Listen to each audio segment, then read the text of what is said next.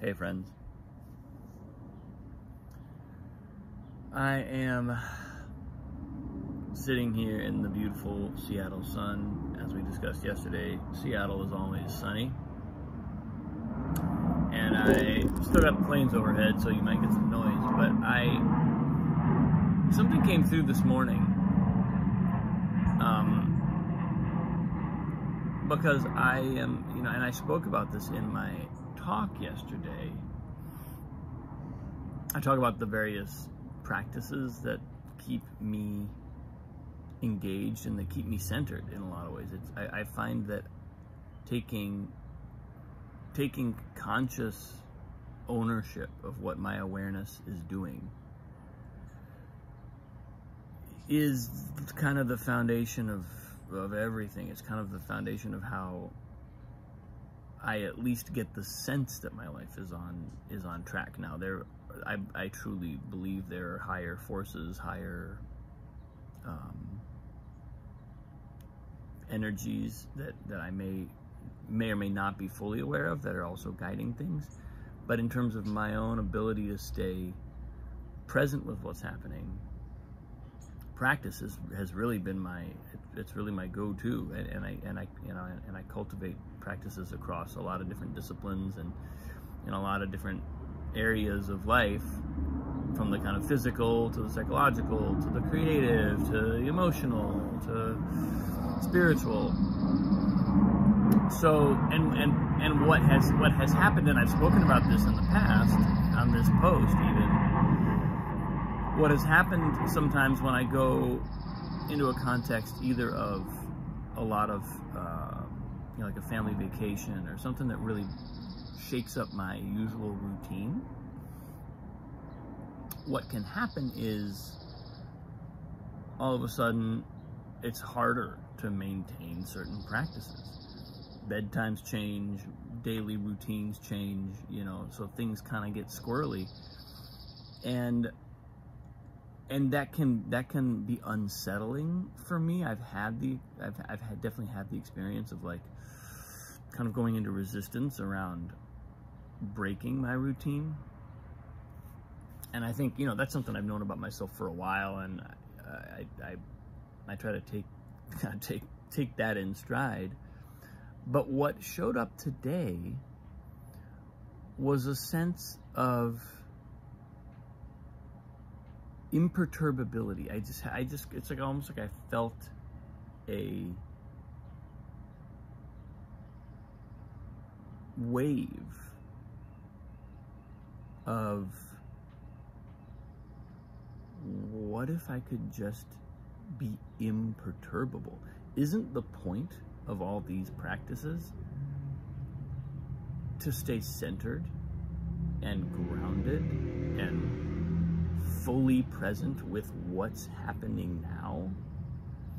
And if that's really what this is all directed towards, what if I simply accept every change, every alteration in how a day is unfolding, or a week is unfolding, or my time is unfolding?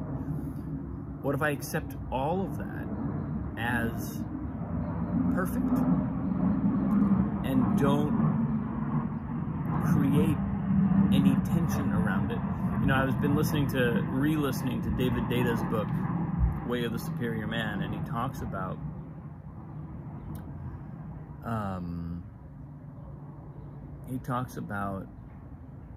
how the ultimate masculine fear is loss of self. And which is of course also the ultimate masculine goal in a way. It's the ultimate masculine liberation, to lose the sense of self, to no longer need a sense of separate self. And when my routines, when my practices, when the ways in which I reliably kind of bring myself psychologically and emotionally to the place where I want to be get interrupted, what I'm experiencing is a sense of It's like a contraction of the self. But if the point of all this practice is to grow beyond the self, then what if these moments of being shaken up a little bit are exactly the practice itself, are exactly the necessary thing, the gift that I'm actually seeking by doing the practice. So, and that just felt massively empowering this morning. I was just kind of leaning into that, letting that characterize my experience. And, you know, David Data talks about can we be courageous enough to feel no stress?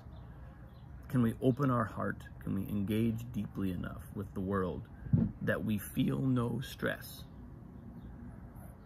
And that is a big deal. That's not nothing. That is a kind of, it may almost, it's such a bold statement that it almost sounds counterintuitive, or it almost sounds kind of,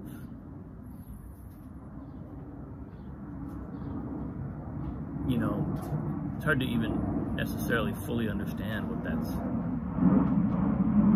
that's saying. My brother has a visitor apparently. But to truly feel no stress, to allow whatever is coming through, whatever is showing up, whatever the circumstances are, to never cause stress. That's like the ultimate practice.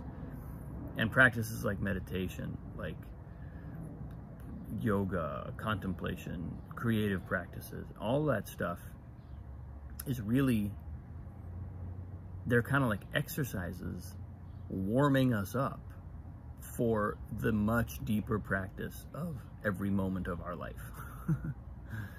And so, be imperturbable was kind of what showed up this morning. Just be imperturbable. Feel no stress. That it's a weird thing to say. It sounds like a weird thing to say, because it's like, oh, what does that even, how do we feel? What do you mean feel no stress? But there is a level where we can get to where we realize that we are choosing to be stressed by circumstances. We're choosing to let what is happening in the world, in our lives, in our immediate sphere of experience, we're choosing to let it stress us out, create tension in us, or we're choosing to be perfectly imperturbable in the midst of it. That is a real viable choice, and it doesn't mean ignoring or blocking anything out. In fact, it means the opposite. It's blocking the things out that causes the stress. It's our inability to block out the things we don't like, or don't want to see, or don't want to experience that causes stress. If we were not trying to avoid negative experience, we would experience no stress.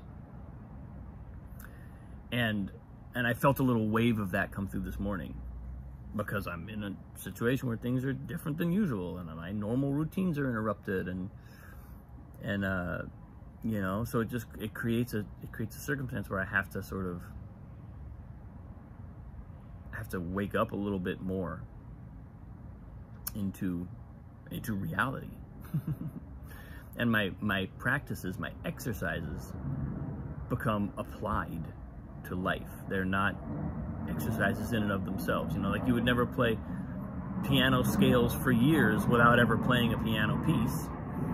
The point of the exercises is to learn to play music. It's to enhance our ability to play music. Well, life is the music.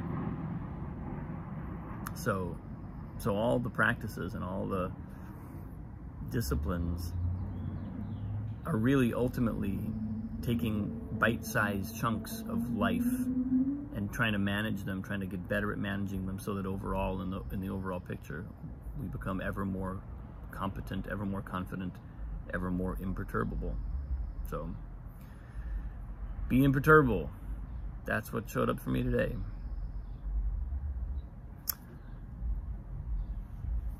I'm gonna go start talking to these people who just showed up at the house. Thanks for watching, folks. I appreciate you. Have a great day. I'll see you tomorrow.